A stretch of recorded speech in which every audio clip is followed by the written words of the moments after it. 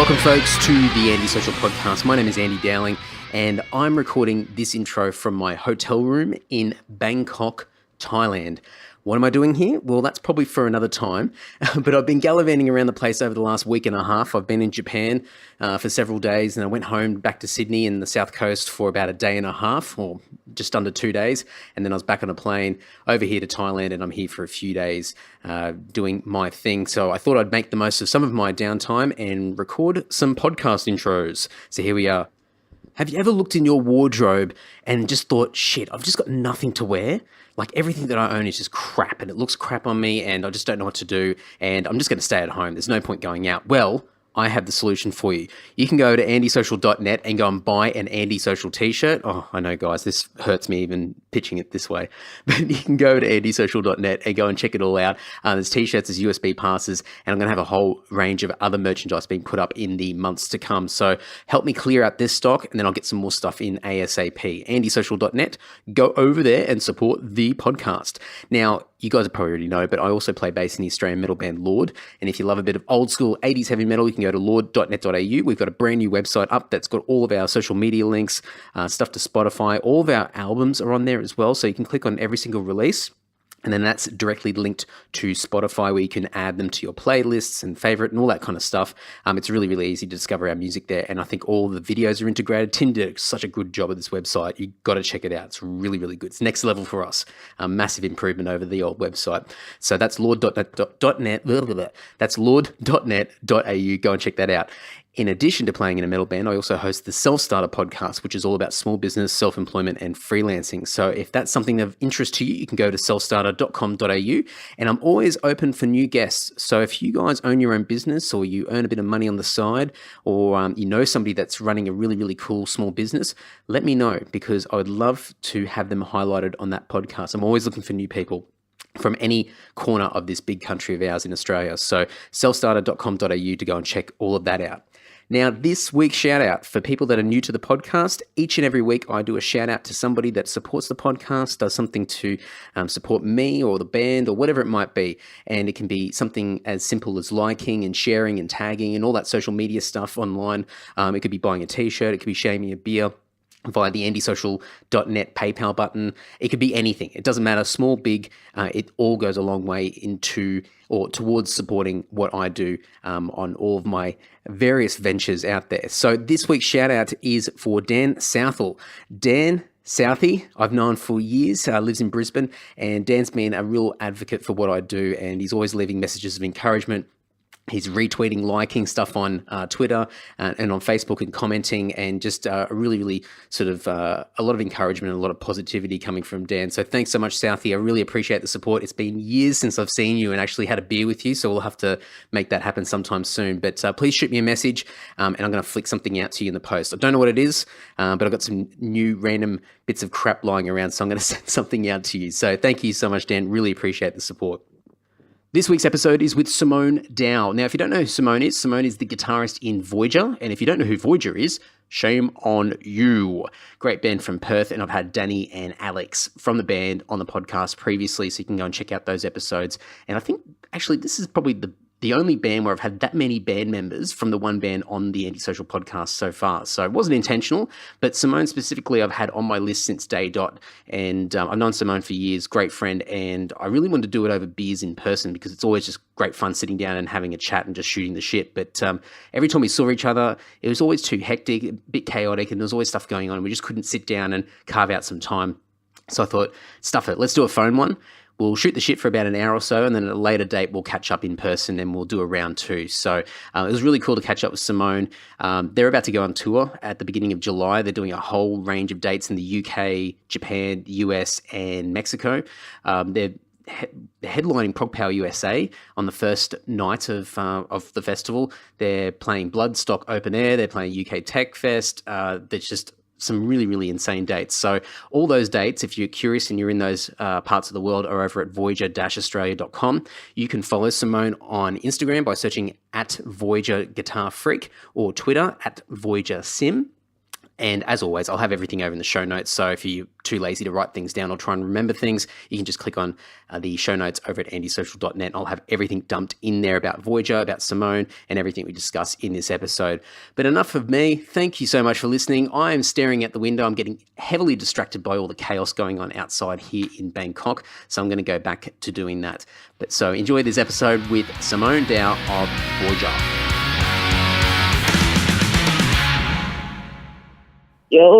Yo, good afternoon. We made it. We made it. I've been hanging out for so long going, we need to do it over beers, because I remember when I first had this idea, and I think it was before you guys were about to go and play Prog Power the last time.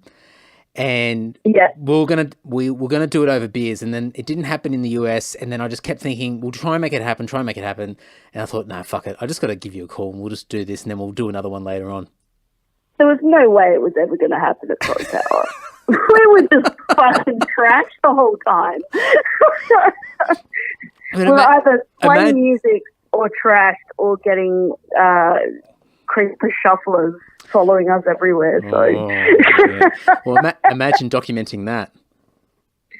Actually, I could do that this year. That's right. You're a sucker for punishment. You're going back for more. Oh fuck! Oh look, you take the good with the bad. Absolutely. I mean, life could be a lot worse. Exactly. I mean, and it's a fucking awesome festival. Like, it's good fun. There's a lot of good people there. Get treated like royalty by the promoters. I can handle some creepy people in amongst that. Well, I mean, it comes with the territory everywhere. Like, you can't get away from any gig. There's always like someone there that's a bit fucking, how's it going? It comes with the territory, unfortunately. Yeah.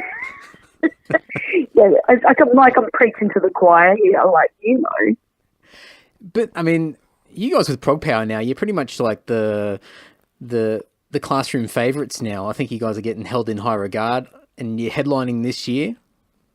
Yeah, it's gonna be freaking rad. We've got to we're like trying to plan things to obviously make it a bit special.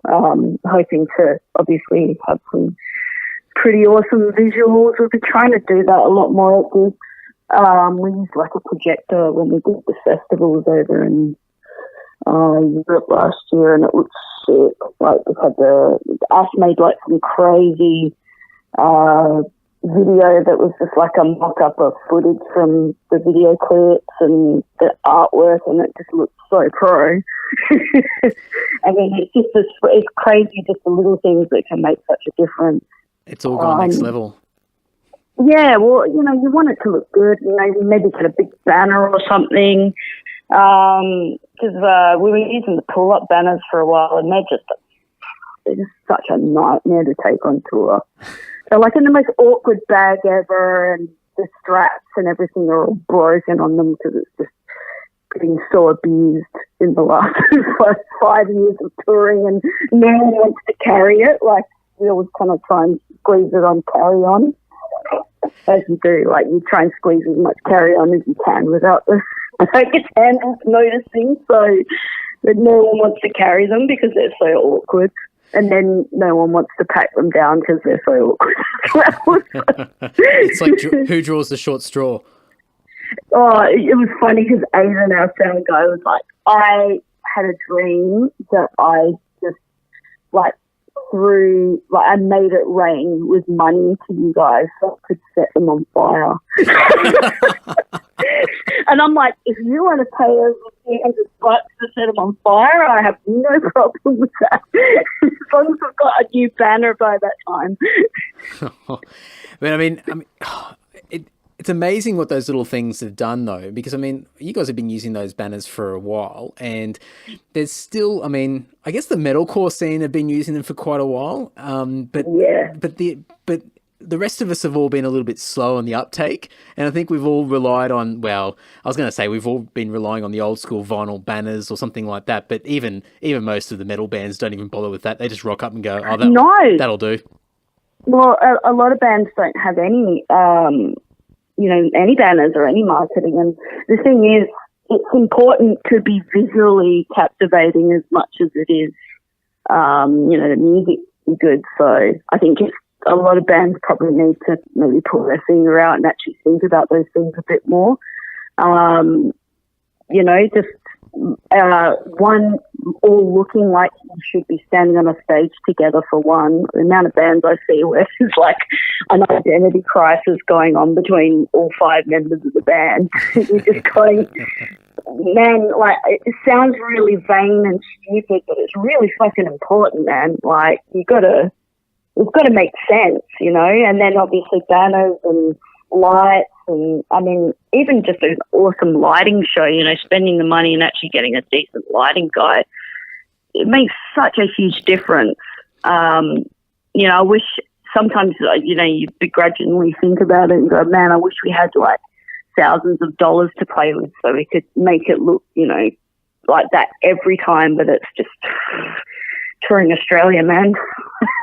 Oh, that's it. And especially it's just a nightmare. And especially being on the other side of the country for you guys as well. I mean, it's even harder. I mean, you can't just go, stuff it, we'll just do a weekend and go down to Melbourne or go up to Brisbane or Sydney or whatever and just do a couple of quick shows and that's exactly. It's a bit of an endeavour that you guys have to actually pre-plan and budget and all that sort of stuff. Well, man, it ends up when I can understand why a lot of bands, like international kind of bands that are like slightly bigger than we are, so they're kind of in that in-between phase. I can understand why they don't want to like play the whole of Australia, because it's nearly more expensive than, packing up and going over to the States or Europe. It actually works out nearly almost cheaper because, at least you play a whole bunch of shows and sell merch, and you can't really do that in Australia unless you're big, play the rural shows. Otherwise, it's just not worth it. Like going out there and playing to 10 people. When you hire a car and everything, it's just crazy. A nightmare. Oh, absolutely. I mean, it's just people don't understand that. I talk to the guys like I get a lot of fans like chatting to me online, like on Facebook and stuff, and when you start to say that stuff to them, they're just like, holy shit, man, like you just don't think about those things as a punter, like that you've got to think about all the excess baggage and all that other stuff, and it's like, it all mounts up, and then you've got to try and do it on the cheap, and and cull something. Like, what's more important, sound or lights on this tour? But it's flip the coin. Oh, that's it. But it's also deceiving as well, because I mean, when you realise, I mean, even for us, we've toyed with bringing a sound guy, and we just go, no, it's too expensive. But I mean, in the end, when you sort of weigh everything up, it's probably not that much more expensive anyway. With all the other compromises that you have to make with not having a sound guy, it's probably just better to pay for it. And I think having a sound guy. Yeah, I mean, having a sound guy, like, the difference is just to have someone that knows what you need to sound like, knows what you need on stage, and it's just like, it's like having another member. Like, and it was the same when we actually took our lighting guy, Dean, with us as well. I mean, it's like, fuck, it's expensive to take this crew with you, but god damn, when you look at like videos and you listen to them as well, and you're just like, visually and sound wise, it just takes it to the next level, makes it like it look very professional, and and that changes people's perspective on perception on the band as well. Like, if it looks professional and it sounds professional, you stop being looked at as being like, oh, you're just one of the local pub bands. And that's kind of what you want to get away from after a while, is, you want to step up and be more like a professional band. So you need to do those things to take it to the next level. So it's really, I mean, and I won't insult you guys about your music, because clearly the music's doing all the talking, but I think it's those little things, it's those things that make you guys sort of step up and out of everybody else, where it's these little 1% extras. It's the things of investing a little bit more in, a sound guy, a lighting guy, the aesthetics of the band and the visual aspect is something that's definitely making a point of difference, and just the way that you guys put a lot of effort into your stage show. And I think that's, musically, yes, and you guys have evolved and progressed dramatically over the years, but I think a lot of that other stuff has been a real difference maker. Well, I think playing that many shows together as well, it definitely, you kind of get a bit of a rapport on stage with one another. Yeah. And also, we've managed to keep the same lineup for the last 2 albums, so that's always... That helps. It does, yeah. I mean, like, I think that the last 2 albums are the first time we've actually had that happen, where it's the same lineup. Because, I mean, Ash joined, Mark Boyne still recorded the drums and everything, but then he left the band not long after that because he was starting a family. But it feels great, like when you've got 5 people in the same room and, and you're just feeding off of one another, and you kind of like, you watch videos back live and you're like, man, we didn't even plan any of that on stage, and it looks choreographed, but it's not. It's just that we're so very similar, and we've just done so much touring and playing together that we kind of like, we're all on the same page, musically and obviously just like live as well. It's really awesome. There was one bit where when we were on the recent European tour last year, during Meaning of I, like for some reason Scott and I just walked over and started like doing like the mutes at the end of the song, like on each other's guitars. And we watch videos back and we're like, I didn't even like, that just happened. It was like we both knew what we were going to do, and we didn't even talk about it. Like, and it's become a thing now. We do it all the time if we, got room on stage. So it's very weird. Yeah, you just become very intimately aware of one another on stage. It's that chemistry, isn't it? But it's something that I think it's touring that makes a big difference. And as you said before, it's the stability of being with the same group of people for, a significant period of time now. You're not having to worry about a new person coming in and then trying to find that a new dynamic with everybody. You're pretty much a well-oiled machine now. Exactly. And it helps as well that we've all known each other for like a very long time. Like, even pre-Voyager, like, I've been friends with Ashley since I was about 16 or 17. We used to play shows together in our old bands.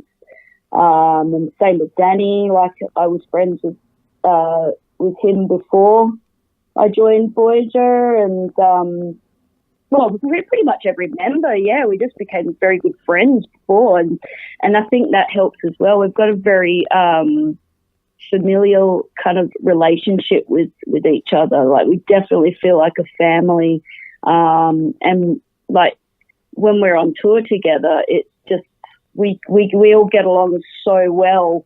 I'm not saying it's perfect. Obviously, we have our moments like everyone does, but we've got the right people where, if you have to talk about the serious stuff, we're all capable of talking about it and, admitting when someone's done something wrong and moving on from it and almost becoming stronger from it. Whereas, maybe in the past when I've been in other bands or worked with other musicians, it's like ego takes over and you end up all falling out and the band breaks up or all that crap. The usual. So there's none of that. It's really great. I feel very, very, very lucky to be in a band with the guys. They're just incredible people and awesome musicians as well. You've been in the band for, did you join '06 or '05? It was December '05. So that's roughly around the same time that I joined Lord, because I think when we did our first show in the following year, you guys came over. I think, was that your first Sydney show? It was, yeah. At, was it the Annandale? Same area. It was the Empire Hotel, which is now Empire, that was the one. Long gone. But what was, I mean, you mentioned it before, you alluded to it before, like knowing everybody and having sort of history with the guys in other bands. But I mean, how did you land the gig? I mean, I know that there was a member change at the time, and I think Mark moved on. But how did that all happen? Who did Danny reach out to you, or how did that all sort of come to be? Yeah, I mean, Danny reached out to me. He sort of said they were looking to get a new guitarist and a new drummer. And, I was obviously quite flattered and shocked, because I always used to watch Voyager when I was younger, and I really loved them as a band, and I could see, like, the potential that they had to be something really special in the country. Like, they definitely had something even back then. Like, you watch back now, like, old videos, and you go, oh, my God, we're so much, like, such a better band now. But even when I was younger, at like 18, I could see, like, these guys could do something really, really good. And Danny's just such a great frontman, great vocalist, great frontman, lots of charisma. So when I got the message, like, we want you to try out, I was just like, holy shit. And it was actually kind of awkward, because I was working with the guy that they parted ways with at a music shop. So it was just really awkward. But I kind of didn't say yes straight away. What I did was I said, look, I'll do because they were wanting to record Universe. And I was like, look, I'll do the album recording, definitely. And, commit to the rehearsals and everything for that, and recording and tracking. And then we'll just see how it pans out, because obviously if you don't get along with people, I mean, you don't want to be in a band with people that you don't click with. So I just was very, I don't know, I was just cautious, I guess, because I was like, I didn't want to get overexcited about it. Yeah. So I was just like, all right, let's just be cautious about it. And obviously I was like, I've got to work with, and he was a friend of mine as well, so it was quite awkward. But then it was fine after a bit of time, and, luckily myself and the other guy would, like, respect one another a lot as musicians and people, and we knew each other, and we kind of got over it. But it was like, to me, the first rehearsal with, like, me and Mark Boyne,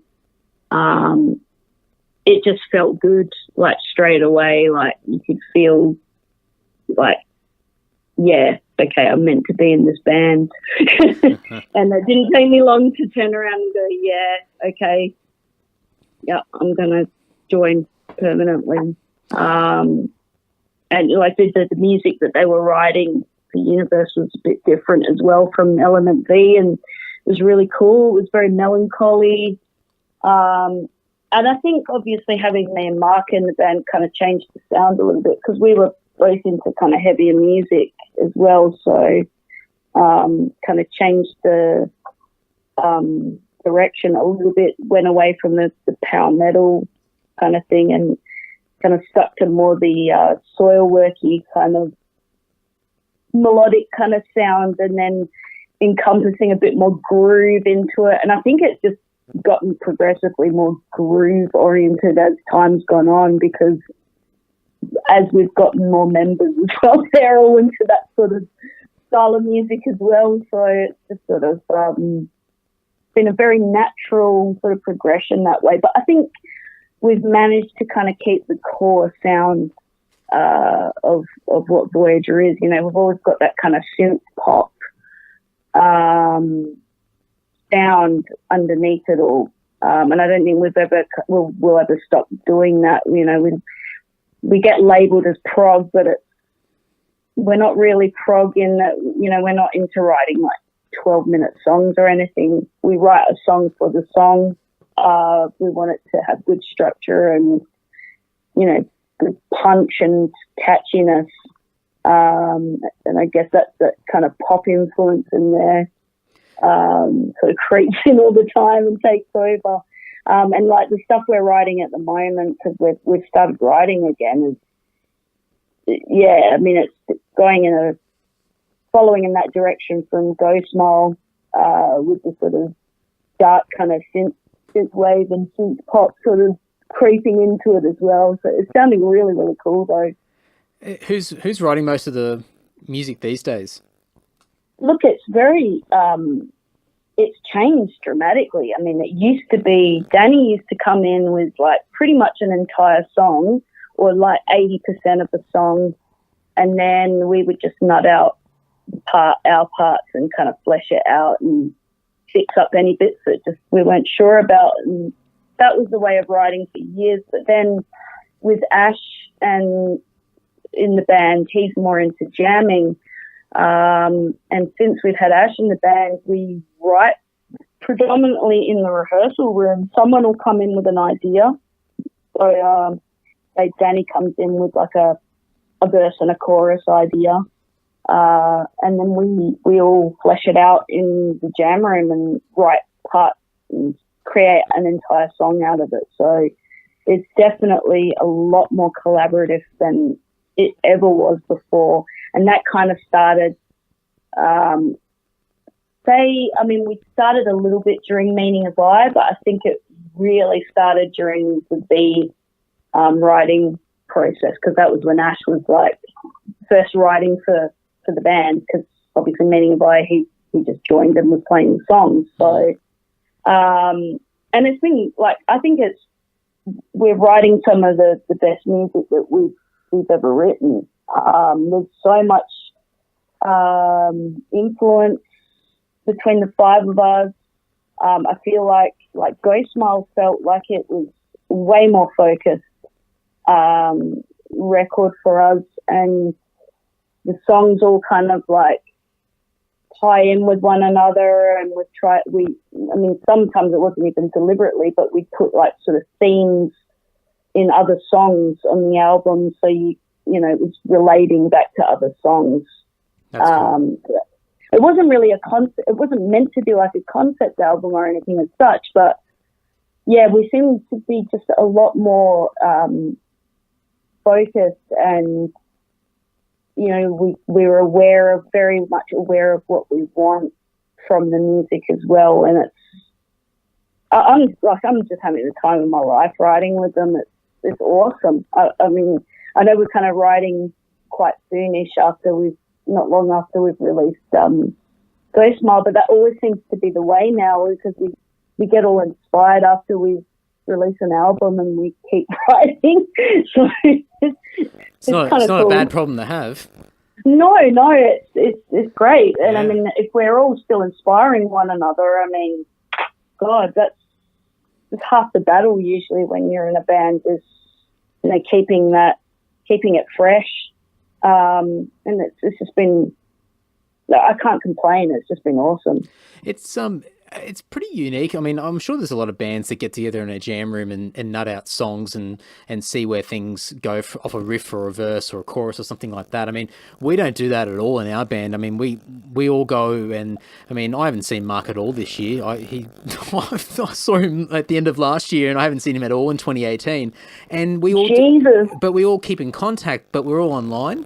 And we just flick things backwards and forwards, and you know, we might, you know, we're in the writing, well, finishing off all the writing now, but we all do it separately, and it's all, you know, recording at home and flicking things backwards and forwards. And Tim does a lot of arranging, but I love the idea of being in a room together with everybody, where you have a theme, an idea, something very basic, or just a riff or whatever it is, and just seeing what comes of it. And I mean, just on the outside looking in, that's probably a big reason why the songs make so much more sense or feel so good, and you guys are in the best place you've ever been because you probably got such a massive collective buy-in from everybody because you're all together, you're all connected, and you're all creating these things together at the same time. So the energy that would come out of that room as you're creating these new pieces of music would be incredible. And it's funny because sometimes we, you mentioned tracking and that. I mean, we do a bit of that as well. It's, like me and Scott will do some pre-production and, track some guitars. It's like some of the stuff is a bit harder to nut out in the jam room. Like if you want to write like a bit more of a, notey kind of guitar riff and you can't come up with something on the spot, it's good for us to get together and we do that. I mean, because that's kind of like our process is we'll work on something in the room. Danny will then track the vocals and keys and stuff for us. And then Ash will program some drums. And then we all kind of sort of track like demos. And then what we do is we'll listen to the demo and if there's anything that we go, oh, that's not working or that feels a bit flat there, then we can go back and just sort of repeat the process, go back in the jam room, work on something else, come up with something, and repeat, go back and record it. But the other guys sometimes as well, we don't do 5-person jams all the time. Sometimes when we're writing, sometimes, Alex is doing his gigs to make some cash or I've, had been suffering with my migraines pretty bad lately, so I might even miss a couple of rehearsals, and even that can be good as well. Like when there's like different, maybe there's only 3 people in a room one day, and they come up with something because sometimes having too many people and too many cooks in the kitchen can be bad as well. So it kind of works for us, though. It's good. Well, that's it. I mean, you're making the most of whatever the situation is at the time. And I guess, if there's less people there, then you get a bit more creative because you're trying to, who knows, maybe subconsciously trying to compensate for the person that's not there just to try and fill in something, or you try something a little bit different, then suddenly go, oh, wow, like I didn't know I had that in me or didn't even think about doing that. And then suddenly you've got an idea that you can build off. Exactly. And that's generally what happens is just fucking around in the room over something, and then someone will go, oh, I really like what you're doing there. And at least if you're on the right page, you can kind of flesh it out and develop it from that idea that if everyone likes it. But it's the same with Ash. I mean, Ash will just come up with some really awesome like beats, and sometimes you write a riff or something around that, and that's just very new to us compared to Mark liked to go away and he liked to suss his drums out on his own at home. He didn't like to kind of work things out and jam it. And it's been interesting to kind of work from, 2 different ways. I mean, Mark's an incredible drummer as well. And the stuff that he laid down on the 3 albums that we were on together is phenomenal as well. I mean, we've been so lucky to have such great musicians over the years that have sort of come and gone. But yeah, it's funny. I never would have, if you had asked me 10 years ago, do you like jamming? I would have been like, no. And now I'm like, yeah, jamming's great. And I feel like as I'm getting older, I'm kind of enjoying more kind of grooving out on riffs and things rather than, playing 6 billion note solos. I've kind of like, whereas when I was younger, it was like, yeah, solos, it's all about how many notes has the riff got, and more notes is better. And now I'm like, oh man, I want to groove out on this like chunky riff now, and it feels good. Do you guys record your rehearsals, or do you track any, like when you come up with an idea, just jamming, do you guys have anything on hand, or just get your phones out, or is it as simple as that, or how's that work? Yeah, we just, like Alex or myself, or even Danny, will just pull a phone out, and at least if we've got like a rough idea of it, and that's usually when Danny will go in and change his backing. So it all has to start from Danny doing his backings and kind of vocal tracks. And then we can kind of add the guitar parts and the drums and everything to it from there. But yeah, just like someone will come up with an idea or be like, all right, we'll just record that. So we've got it there, and then maybe you might leave it for a couple of weeks, work on a different song, and then come back to it and it's, fresh again, and everyone's a bit more excited about it, and you come up with some even more ideas. But yeah, I mean, it's quite an arduous task, going and then doing pre-production, and it's a lot of time and effort, but I think it's awesome. Like, it's awesome to listen back. Like, I've still got some of the demos from V and Go Smile on my phone, and it's just awesome to hear like the difference in them from the pre-production, and then you listen to the album and you're like, it's essentially the same layout, but it just sounds like 20 times better, and you're just like, man, and it's so cool just to like put them next to each other and hear it all. And obviously, like, the person that's producing the album, they've got their ideas to add to it as well, and they add like sound effects or like little production value onto like sections, like maybe they'll put a big bass drop on one bit, or vocal filters and stuff, and you're just like, oh man, that sounds sick. Just something that you wouldn't even think about doing, like in the band. It's like, I think everyone that touches it has got a very important role to play when it comes to actually making an album. Not a lot of people give your producer enough credit as well. I mean, they definitely add to the flavour of the music that's coming out as well, and obviously give it a nice big sound as well.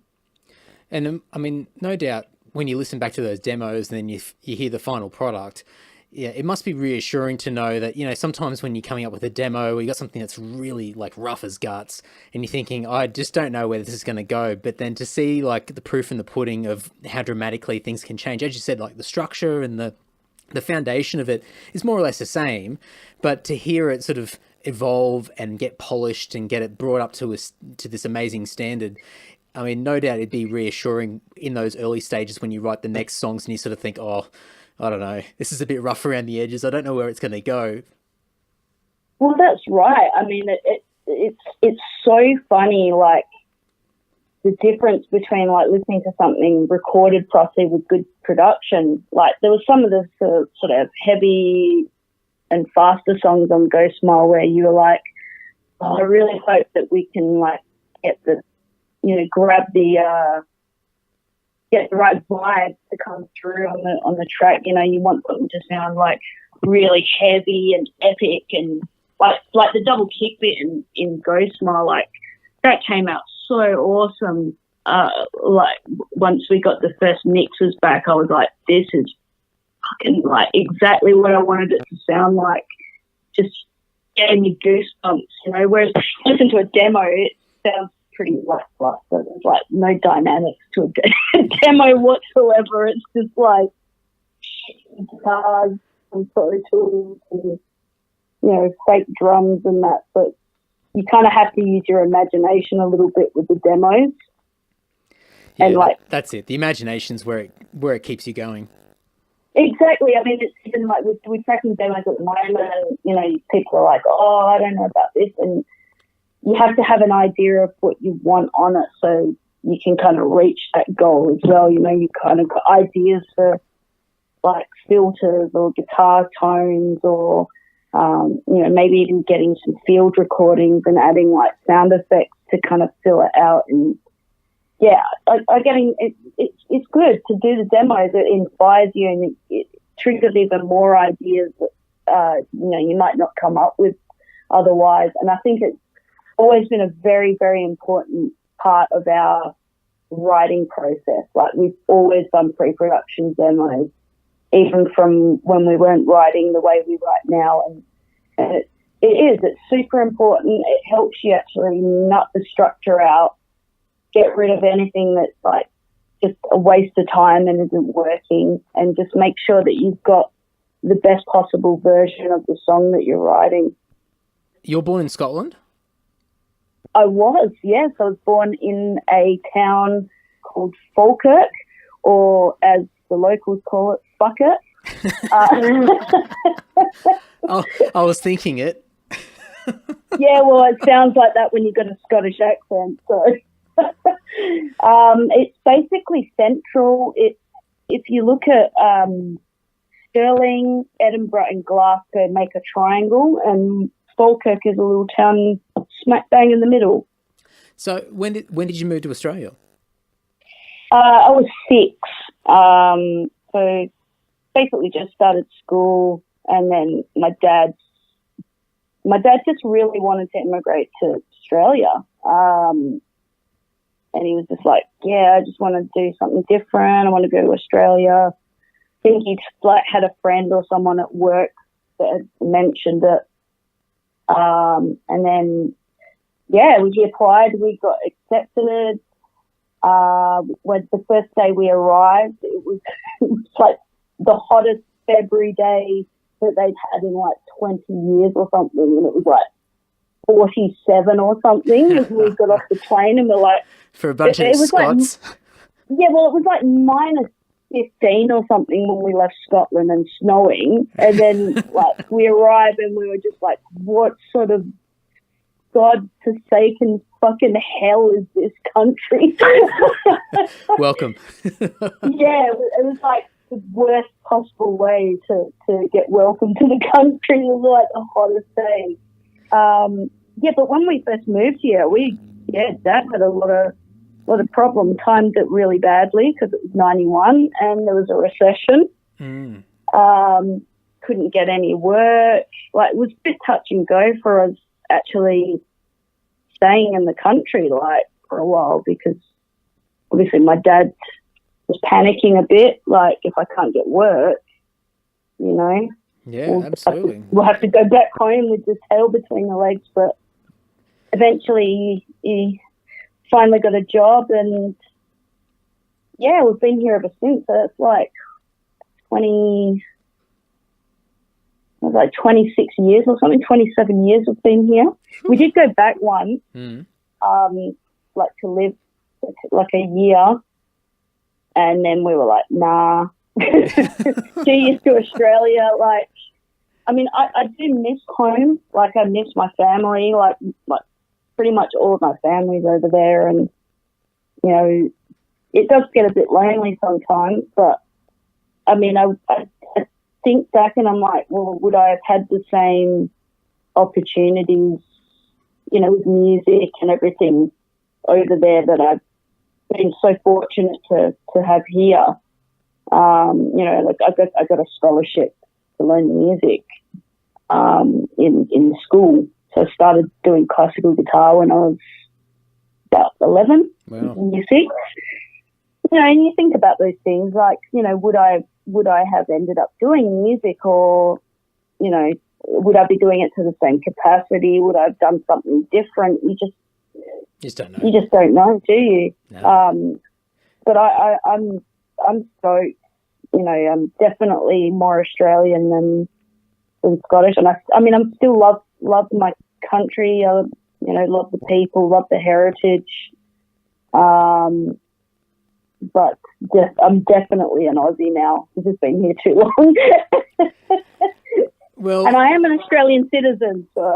Oh, there you go. Yeah, you tick the boxes. I mean, I've known, like, when you guys have toured overseas and you've been in Scotland and you've made a few references, and I've seen you make a few sort of comments along the way, and I sort of thought, okay, like, you've got family, and like my grandfather immigrated from Scotland after the Second World War, and so a lot of my background is Scottish heritage, but, you know, my parents were born here, and, you know, so we're a couple of generations in, but then I sort of went, oh, hang on, it's not your parents, it's you that's come over, like you're born over there. So it's fascinating because you always hear about the mass, you know, migration of people from the northern hemisphere down to Australia after the Second World War, but you don't hear about too much of it that happened sort of in more recent years.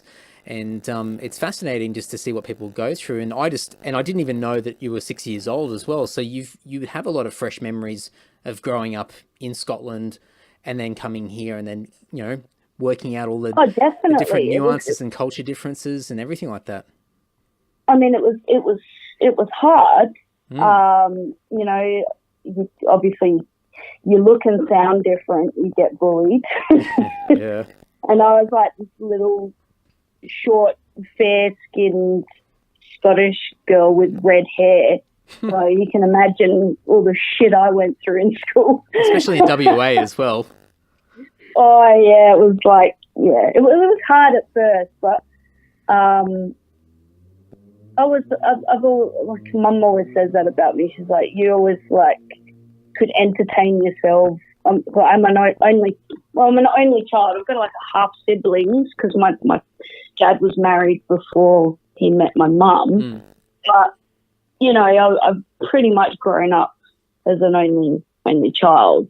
You have to kind of entertain yourself sometimes. So I somehow found a way to but I loved it here. I know a lot of the people I met. I think I loved as well that it was just so, I'd go to school and there's people that had done the same thing, there's people from all different countries. It's so multicultural.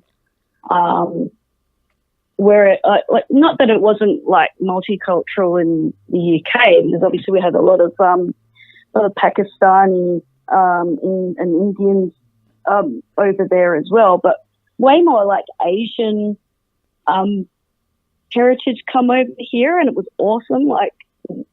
Just loved the food and the culture, and just getting to hang out with your friends and their family members, and getting involved in all of that as well. I had Greek friends as well. They used to take us to Greek Easter and stuff like that. So that was really cool growing up. It's just all the different people from all the different walks of life. A lot of people that immigrated over as well.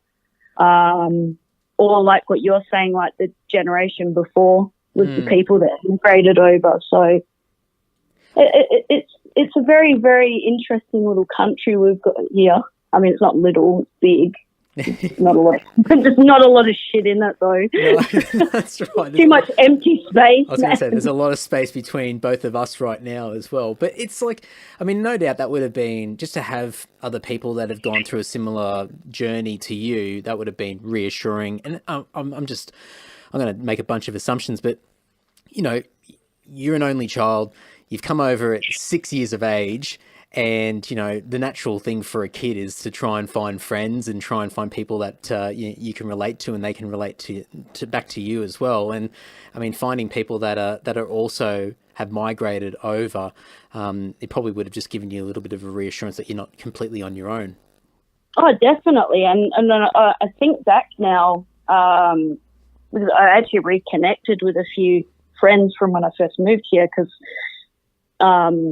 we were in a different area when we first moved here. So, you lose touch with people once you move.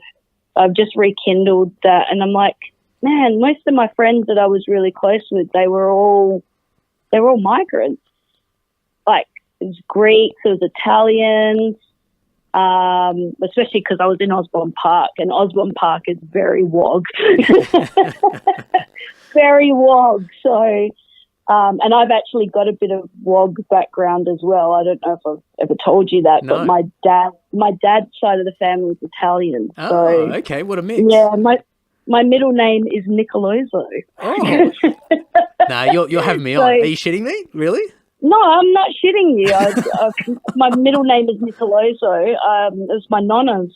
That's my nonna's surname. Wow. I did not know that. So, how cool. Yeah, from the north. That's why I've still got the pasty skin and the red hair. and believe it or not, the red hair we think may have actually come from the Italian side, because my nonna had kind of quite auburn hair. Right. More kind of browny red colour. And my dad did as well. So, it's spun out. I know everyone thinks Italians are usually dark hair and, big beards and hairy men and stuff like that. But yeah, the north is not like that at all. It's all kind of more the Scandinavian looking colouring, pasty white, blue eyes, yeah, fair hair. Well, Jess, Jess's parents are both, Italian backgrounds, and her dad's from the north and her mum's from the south. And so her dad, I mean, if you didn't know his name and his name's Gino, you wouldn't pick it. And you just look at him and he's just like very fair hair, fair skin. And it's only certain little tinges of when he talks, you can get a bit of that Italian in it. A bit of the Italian attitude comes out a bit, but it's, oh yeah. But when you look, absolutely. But it's just, it's amazing. And his parents as well, I mean, are all from the north, and it's just like this, it's very that fair skin, and it's the complete opposite of the stereotype when you associate a particular person with a country. Yeah, well, it's just because the South is where all the darker complexion, the tanned, dark hair Italians are. Whereas, like, it's funny because when I'm in Europe, you know, people think I'm German usually, or like, when we've been in like Germany and the Netherlands and stuff, like, people will come up and try and talk to you. So obviously look a bit European, but they can't, like, I don't look Italian, obviously, but I must have that, like, I guess coming from the north, it would probably have a bit more of those sort of mixture of, you know, the thing with Europe is there's not really any borders. So, you know, people would have just walked around and intermingled back in the olden days. That's right. All over the place, you know. So, I mean, I'd love to do one of those ancestry things because I reckon I've probably got some weird shit going on in my, like, heritage. I'd love to do that and just, like, see where else I've got family and do a family tree thing. It's just be, I don't know. It's one thing I want to do before I die. Well, I reckon you absolutely would have stuff like that. Yeah, I think you'd have like a really sort of mixed sort of background, given, you know, growing up in Scotland and your dad's side, and obviously Italian, but I think the Nordics and all that kind of stuff, you know, all Scandinavia, those guys were like, you know, cruising all over the place up that top end. So definitely in Scotland. It's all bikers. So I've probably got like friggin' Swedish and Norwegian and who knows? Like it's probably there. It's quite exciting to think about that stuff though. Like I think more people need to think that way, and you know, we've all got a bit of everything in us. I think, you know, we all had to come from two people at the start. That's the way I look at it. That's it. Everyone's connected one way or the other. We're all connected in some weird, gross way. Oh yeah, I didn't think about it that way, but yeah, okay, true. Yeah, but you know, and I think it's exciting. I find it fascinating. Like, God, imagine going back and finding out you had something really like obscure in there, like African or like Asian or something like that. I'd be like, far out. How did that happen? You know, you go back on your family tree and who went where for that to happen, you know? Like, I don't know. Well, it's just very cool. These are the things that you think about. Well, that's what I think about. Maybe it's because I'm getting older. I don't know. That's it. You're getting so old. Yeah, ancient. But I mean, not ancient. I'm pretty sure we're the same age, so it's okay. I'm allowed to say it.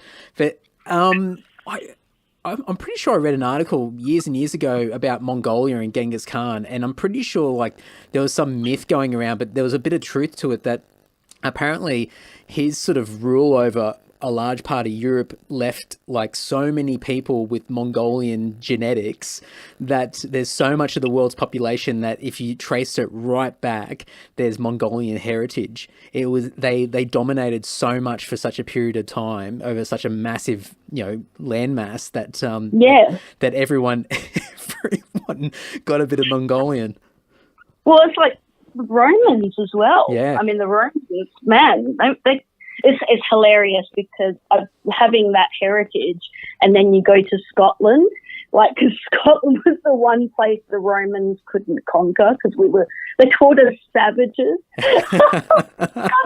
They like tried to build a wall, and it's called Hadrian's Wall, There's still like bits of it in like actually near where I'm from, in Falkirk. There's like bits of artifacts and stuff, from back hundreds of years ago. And they tried to kind of like build a wall and take over the UK, and the Scots just were not having a bar of it. They were just like, nah, too feral. That's it. Yeah, keep them in, lock them in. Yeah. But no, I mean, it's. I've got to actually. I'd love to go and visit my Italian relatives because I've still got some like second cousins and things over there. Like my dad's always going, you should go over, and I'd love to do that one day, like when it's not part of touring, and just maybe do a bit of a road trip around Europe and try and catch up with all this family that I haven't seen since I was a little kid. Yeah, absolutely. And I think it's also a cool thing to see, even from a genetic point of view, to see sort of where traits come from, where even like conditions and things, like not even just visually, but just, different things of your makeup, and see where it comes from. Does it come from, down the path of your mother's side or from your father's side? How far back does it stem? And it gives you more understanding of who you are and what, your own makeup. That's right, and I think that's why maybe that is why you kind of try and do that as you get older, because you kind of, I don't know about you, Andy, but you just start to kind of look at life with a bit more of a bigger perspective as you get older. You cherish things a lot more than you did when you were a teenager, when you don't think about anything and you've got no concept of life and death when you're younger. You get older and you kind of have a bit more respect for all of that. You start to have, you lose family and friends to, things like cancer and things like that. And, it's quite sobering. And I think that's why when you get older, you kind of like, well, I want to see where I came from and what, your family's purpose was, and, what you got up to. And I think that's kind of why you want to investigate and invest some time into that. I know that's why I do. I look at the world completely different now from when I was younger. When I was younger, it's like, yeah, party, like work 9 to 5 and I'm going to get trashed on the weekend. Whereas, now it's just funny how when you get older, the way you think and feel about things completely changes. I'm enjoying it. I think it's awesome. I think my 30s, bar all the medical crap I've been going through, in terms of like where I feel I am as a person, I think 30s is a good age. You're young enough to still, to try new things and then have that kind of fresh view of life, but you're also mature enough to sort of not get lost in your thoughts and actually kind of like you look at things differently and you're good at analysing things and situations. So I'm finding it like really incredible. But I don't know about you, but I mean, you're ahead of me. You're married. I haven't even got to that stage yet.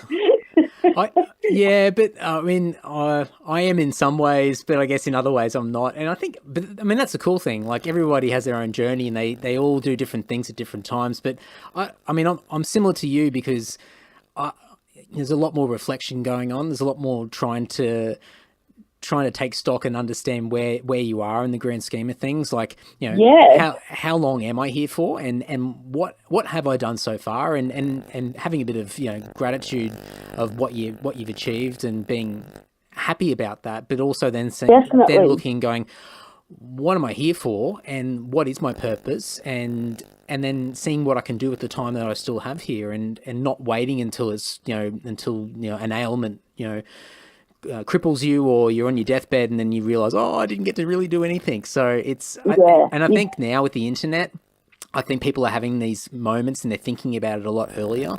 I think a lot of like older generations probably didn't really think about it until they're in their 50s or 60s, and they start to have that, what they would call that midlife crisis, No, because they're stuck in a routine thing, and you're told I think it was a lot simpler back then. Yeah. You know, it was just kind of like, this is what you do. You know, you go through college, do this, get a job, have a kid.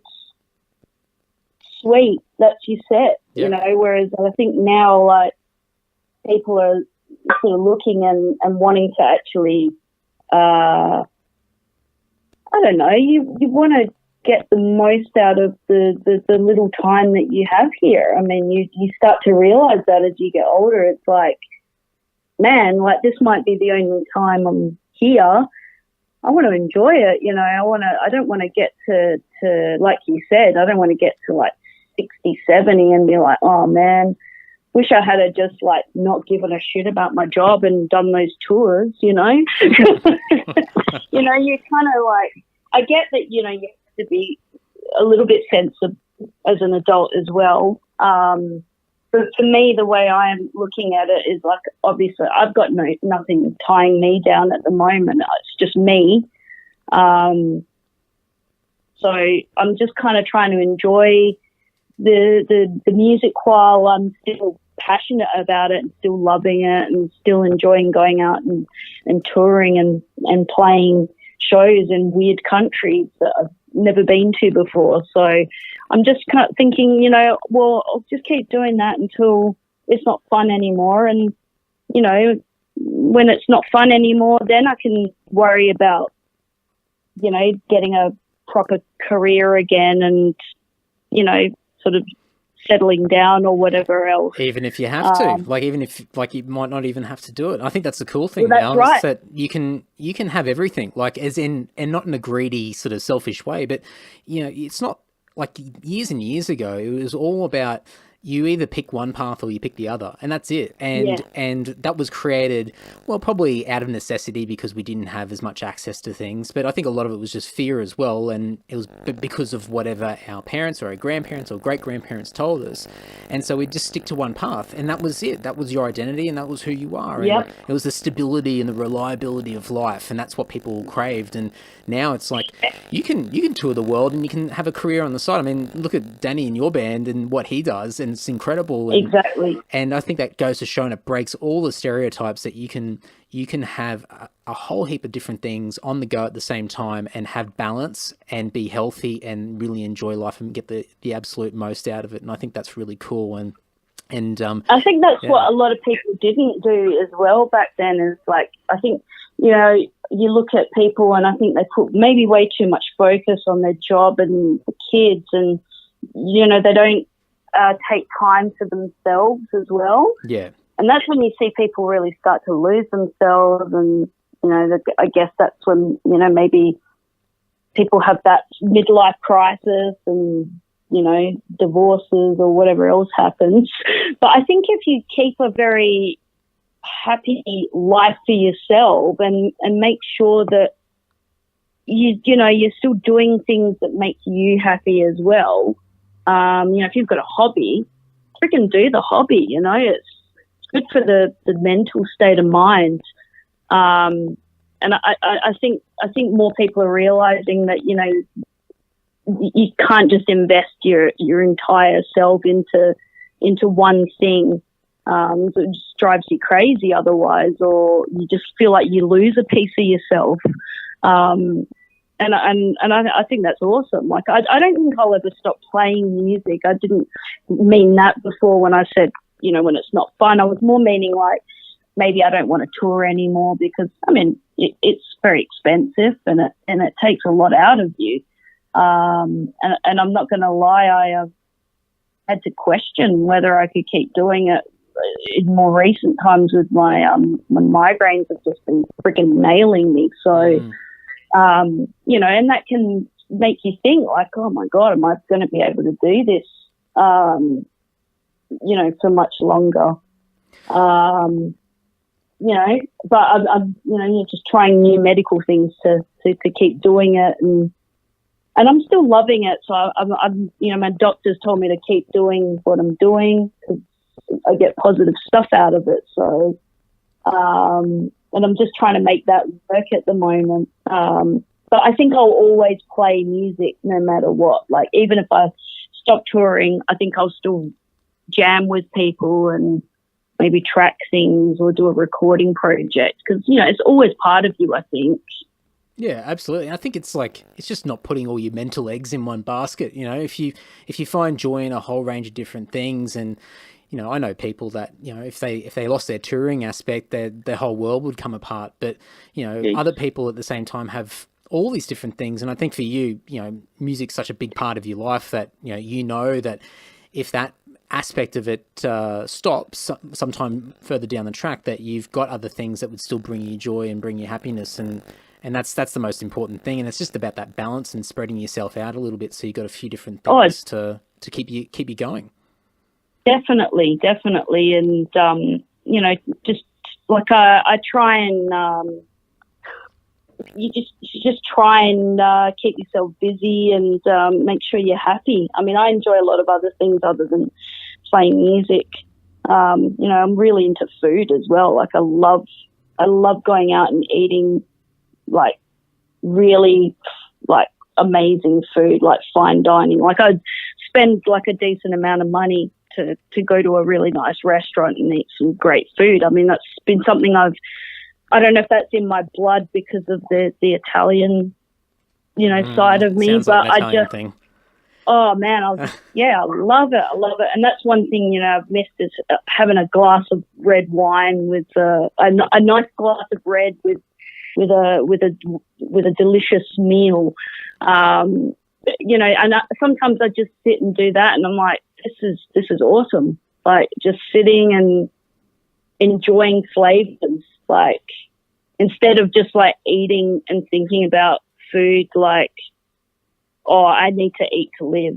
I like to actually enjoy it, you know, and talk about what's in it and get the flavors. And I'm such a foodie. Well, you and Jess are pretty much exactly the same. So Jess loves the fine dining, and I am the complete opposite end of the spectrum. You're like, fucking get us a meat pie, eh? Oh, just like, and mind you, I have become a little bit not snobbish is not the right word because it makes it sound negative, but I have become a little bit more refined. That's probably a better word with some of the food that I eat, and I'm a little bit more attentive to the types of things that I choose to eat now. But I mean, I've always been it's a mechanical thing. It's, you know, I eat because I'm hungry and I need the energy to keep going, and that's as simple as that. And if I can eat while I'm moving and doing other things, then even better. If I sit down in one spot, then I'm restless. But Jess loves it. Jess loves going to a nice restaurant, fine dining, having the glass of red, having the entrees, having the different meals, having the multiple courses, and having the full shebang. And I get it. And I'm as a very devoted husband, I certainly do make sure that I make sure that we go out for dinner quite often. But it's when you said that, I thought, oh god, that's definitely Jess as well. So, but I am getting better. Oh look, I think you have to have a bit of a palate for it anyway. Like some people just aren't like that with food. I've met people like that. They're like, I don't get the enjoyment out of it. Like, I eat, it tastes all right, and I'm hungry. Well, my background, like I'm pretty much the carbon, well, not exactly, but I was going to say a carbon copy of my grandfather, who was the Scottish migrant coming out, and his whole thing was routine. And on certain days of the week, he would have scrambled eggs for dinner. He would have fish on Fridays. He would have this, that, and it was such a British thing. Oh yeah, big time. And it was so plain, very plain. And that was my palate growing up, because my mum, that's what she grew up with her dad, and it just got passed down to me. And so until I moved from Brisbane to Sydney, and that was about 20 years old, my palate was crap. You know, I grew up on Vegemite and just basic foods, and so suddenly I moved into like Marrickville, and I'm like, oh my god, there's culture here, and I had to learn all sorts of things. I'm like, I don't understand what this food is, but okay, I'll hopefully I don't die when I put it in my mouth, and then realize, oh no, it's okay, everything's all right. now I'm much better. But, I mean, you're in Sydney, and Sydney and Melbourne is like crazy for food. I mean, we're only just starting to get decent over here now, because we're like a glorified country town over here. Everything is just like, it's 9 o'clock, it's time to shut the kitchen and everything. So I hate that, but no, that's definitely a very British thing. And I think, honestly, like, if Mum hadn't have met my dad, I don't think, she probably would have just kept eating like that as well. But my dad introduced her to a lot of, like, awesome food, and my mum's got a really good palate, actually. She loves food. Like, now that she got introduced to it, she's just like, she never looked back after that, you know. Now she's just like all over all that sort of stuff. But I get it. Like, when I go back to Scotland and visit my family, it's like that. Oh, tonight's roast dinner night, and you're like, oh, fuck, that's so boring. Imagine eating the same food every, like, set day. Like, far out. I couldn't do that. And don't break the routine, whatever you do. Otherwise, it's like nuclear war. Everything's over. Yeah. It's apocalypse has reigned upon us. Nostradamus. That's it. Man, it's the end of the world. No, I totally get it. Yeah. Oh, dude, some of the food in the UK is fucking atrocious. Like, it's funny. Like, some of it's amazing. Like, because obviously we're right next to Europe, so there's like awesome Italian, French, Spanish restaurants and stuff. But there's still some of those people that are just stuck in, and they're like, yeah, I just want, like, chat. Milk chat. I love it. You know, just like deep fried fucking everything, you know. Like, you just go, oh, man. Like, I'm so glad I got away from that in some aspects of, like, I'm really glad that we moved somewhere that's quite multicultural. But I know Australia can have its moments as well with the, you know, the whole barbecue culture and, I guess beers and barbies and meat pies and. Well, we've got that British heritage, you know, from several generations back. So a lot of that's still sort of a big part of, well, I was going to say a big part of our culture, but sometimes I question how much culture we've got here. But I know. But the migrants coming over has helped. Sometimes you shake your head when you see some of the shit that goes on. Hey, it's just like, oh, well, far out. Speaking of the UK, I was going to question or ask you about bloodstock. Oh God, yeah. Far out. That's, man, when we got offered that was like big deal to us. Like, you know, it's one of the more revered sort of festivals over in the UK, especially for metal. And then you just look at the lineup that's playing it. It's like, far out. This is just going to be so awesome. Like, I think like Emperor playing, and it's fucking nuts. Did you guys know a fair bit in advance before the announcement was actually made that you guys are playing it, or was it sort of more of a pretty quick turnaround of going, oh wow, this is going to happen? I think it was like maybe a month. Yeah. Okay. A month maybe. Like, I mean, we like to try and plan things. Like, it's hard in this industry, as you will know, to do that sometimes, because it's a very, very strange industry, and some people just don't understand that, you know, you've got flights to book and you need to actually block things out of your calendar and you need time. And they're like, oh, yeah, I'll let you know, like, you know, one day before the gig.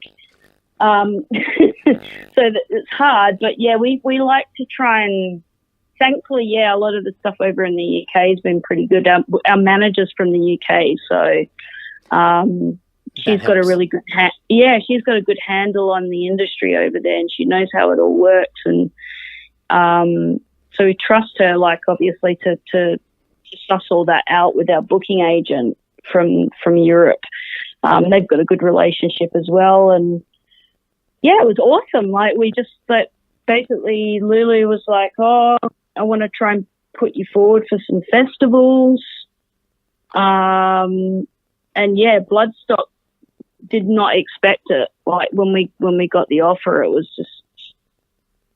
like really, really stoked about it. I'm like, probably that and Japan are the, like, things I'm really, really looking forward to this year, because we've never played Japan before. Yeah, and your first. dying to get over there. And and we're doing like Tech Fest and Ramblin' Man as well. I mean, Ramblin' Man Fair will be really interesting as well because it will be like a bit more of an older demographic. Because there's quite some older bands that are like really popular that are playing, like Fish from Marillion. Nice. And and I think Steel Panther are playing, and the Cult. So it's a nice mixed festival. So I think there'll be like a bit more older people there, which is good. You want to kind of get across sort of different markets. Obviously it's great to get young people into your music, but older people are the ones that are going to buy your merch. I was going to say. Because they have money and a job. Well, that's why Prog Power works so well, because a lot of those guys have got careers, and a lot of them are like, have got really impressive careers. A lot of lawyers and people that work in the medical world, and that's their big vacation for the year. So they stock up on the merch. I think it's awesome. Like, we were talking about that the other day. I was like, this is basically like guys that are like fully into their metal probably when they were younger, never really like did the whole hanging out with bands or anything like that. But then they've gotten success like in their careers, and now once a year they just like blow their money, get like the gold. Is it the gold membership or whatever it is? Yeah, the VIP, and they sponsor bands to come over and hang out with them and get trashed and buy heaps of merch. I think it's rad. Get loose. I want to be like that when I'm like 40 or 50. That'd be sick. Hey, can you hang on a sec? Yeah. Hold on one sec. Sorry. Are you there? I'm here. Sorry, I locked Jess out of the house. She was coming in and I got a message saying, I can't get in. I'm like, oh, shit.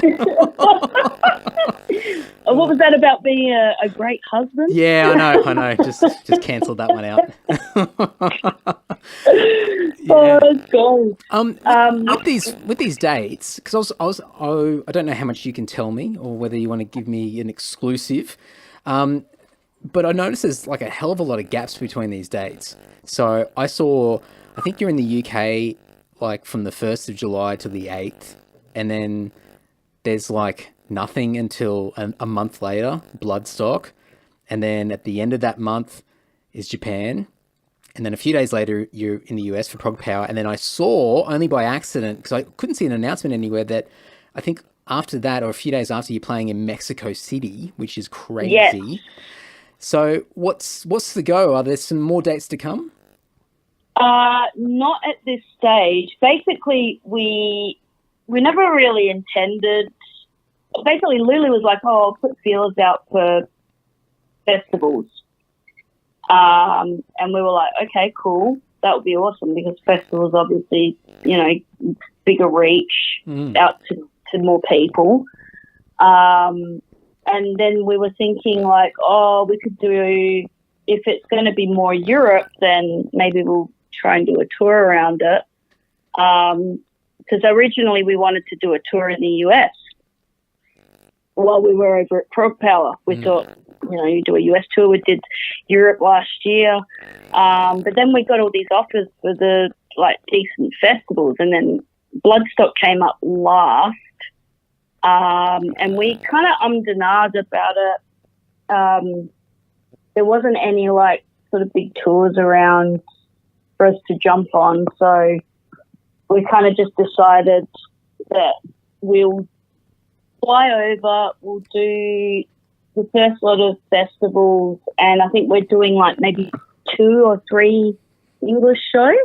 Yep. We've got one in London and one in Birmingham, I think. I don't know if there's any other ones getting announced. I'm not sure. I'm like the worst band member ever. There might be. So I don't know, but we're just going to do a couple of exclusive shows around it. And then we're just going to come back because people have jobs. And then fly back over for Bloodstock, because we were like, we don't want to not play Bloodstock because that's like a big festival. But we also don't want to be sitting around in Europe for sort of 5 weeks doing nothing and spending money that we don't have. Yeah, absolutely. So we're like, well, you know, and the flights to go back over are actually, you know, they're quite cheap at that time. So we're like, oh, it would be cheaper for us to do that. You know, we just got to look at it as more of a marketing sort of opportunity for us, getting our, you know, getting out to as many people as we can in those shows, you know. And then, yeah, Japan, we've been trying to do for ages, and then that came up. And we just sort of decided, okay, well, if we're going to do Japan, we don't need to worry too much about doing the Europe tour, because that's not going to be cheap. Yeah. And like, we were just like, if we can get Japan before we go to America, then that's awesome. And that ended up kind of falling into place. And then Lily's like, do you want to do some South American shows while you're there? And we were like, maybe one, because we don't want to miss too much of Prog Power, because, again, that's a big opportunity for networking and selling your merch and hanging out with bands. So you want to try and spend as much time as you can while you're there. You know, people pay good money for it. So we're just going to do like the one show in Mexico City, and it seems to be like we've had a really good response to that from everyone that's from that way. So I think that might actually be a really good show, that one. Oh, I saw that today because I didn't see it get announced, and I was just searching through for the tour post, and then I went to the website, and then it was on the website, and I thought, oh, Mexico City, man, like that's cool, like that's the show, like, and you know, I mean, from my point of view and playing in the band, I saw Bloodstock and went, you bastards, you got it, that's awesome.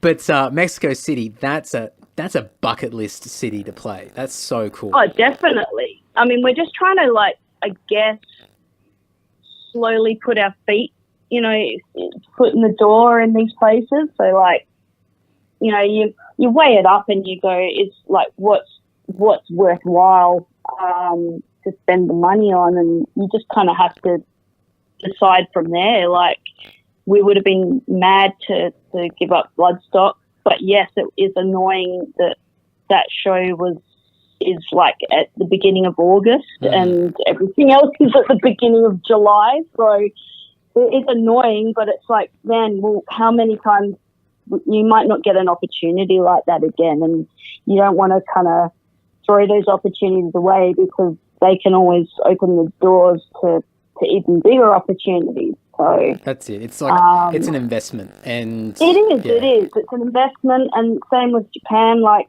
if we do really well there, you know, we've got a good chance of getting offered shows to go back again. And if we do well in Mexico City, then that opens the door for doing a South American tour. You know, so now at this stage, it's like, you know, we've started writing and we're hoping to release another album next year. And hopefully we can, you know, make it up to the Americans and do a proper tour next year over there. But it just depends what comes your way, really. I mean, you just don't know what's going to, you know, your booking agents and your managers and everything are all doing the feelers and trying to get things organised, but you just don't know what's going to come up. Just keep saving that money. Well, you just got to move with it, don't you? Like, you can have all the plans in the world and go, oh, I want to do America next year, but then, you know, you might get offered some bullshit tour of Europe. Yep. And you're like, well, it'd be stupid to let that go. You just take whatever the best opportunities are that come your way, and try not to have any regrets. Oh, absolutely. I think you guys have been ticking off a number of bucket list moments over the last few years, especially in the last few years. I mean, there's so many things that have been happening for the band. It's just incredible. There's still like quite a few things that are on the horizon as well, that I can't talk about, but Oh, come on, it's just me. Mate, just me and my tape recorder or whatever. My tape recorder. What did I step back into the 80s? Oh, I don't know. We'll run with it. I sound like an ancient. But no, I mean, there's a couple of cool things that will be announced very soon. Cool. And I'm very, very excited about what that's going to lead to with the future of the band. So, yeah, I'm just excited. I want to get out there and try and play as many places as I can before it gets old. While I'm still enjoying it and I'm not getting up and going, too old for this shit. Well, you guys have done so much already, and yeah, I mean, if you're excited about what's coming up and you can't even talk about it yet, I can't even begin to imagine what's on the horizon. So it's exciting to watch the band like just get bigger and better. So it's pretty cool. Thanks, man. No, I'm really stoked. Like, I just pinch myself, every day, and I don't take it for granted. That's for sure. How lucky I am. I mean, you look at this. There's so many bands out there that don't get to do the things that we get to do.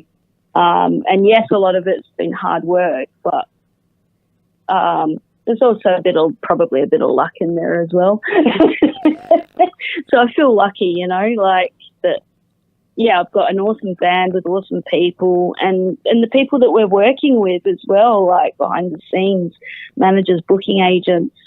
We've got a really good team working with us now, and we've definitely seen a massive improvement in what we're doing, and we've grown fan base and things like that. So it's just kind of trying to get to the next step in that, let's get more fans and play more places. So you're forever trying to sort of build on that.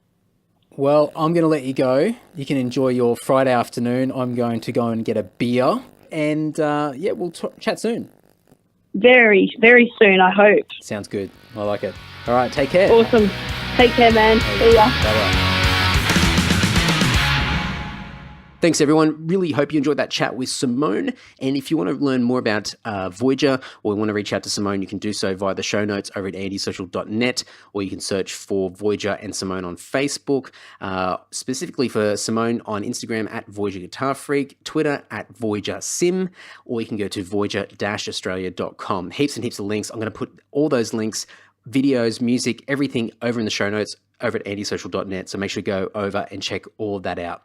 But that's it, guys. We're done for another week, another episode in the bag, another great guest. I've got so many guests coming up. I am desperately trying to record all these episodes and batch record them and get them all out, but we're moving fast, and the weeks and weeks are churning through, and it's just 2018 is just absolutely incredible so far, and I'm really looking forward to seeing where the second half of this year goes. So stay tuned. Really appreciate the support. Keep liking, sharing, retweeting, love hearting, all that crap, and I'll look forward to talking more and chewing your ear off next week. Okay, enough talking. Bye-bye, bye-bye, bye-bye.